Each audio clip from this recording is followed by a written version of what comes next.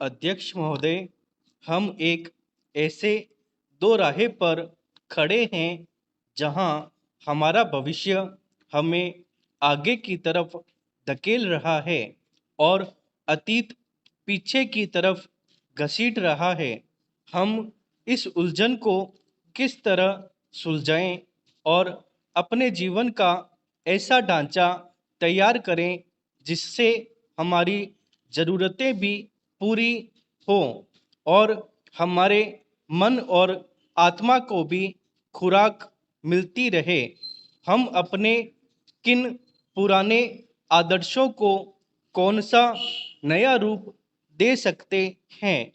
हमारे देश की अपनी खास समस्याएं हैं और साथ ही हम दुनिया के बड़े बड़े मामलों में उलझे हुए हैं। दुनिया आज बहुत उन्नति करने के बावजूद भी ऐसा जान पड़ता है कि वह अपने आप पर से विश्वास खोती जा रही है। भारत में हम इस वक्त अपनी माली हालत सुधारने में लगे हुए हैं। पंचवर्षीय योजनाओं से हम अपनी जनता का रहन सहन उठाने की कोशिश कर रहे हैं और बहुत ही ठीक कर रहे हैं। इसके बिना किसी भी तरफ की तरक्की संभव नहीं। कल्याणकारी राज्य का आदर्श तो अच्छा ही है, फिर भी यह एक थोथी और बेजान चीज हो सकती है, क्योंकि आज ऐसे देश भी दुनिया में है जो इस उद्देश्य को पा चुके हैं और उनके सामने भी नए नए सवाल और नई नई समस्याएं आ गई है और इन समस्याओं को वे मशीनों से या माली हालत सुधारकर सुलझा नहीं पाए। मानव स्वभाव की कुछ बुनियादी ज़रूरतों को पूरा करने में अब तक धर्म का काफ़ी बड़ा हाथ रहा है, लेकिन उस तरह के धर्म की पकड़ अब ढीली हो चुकी है।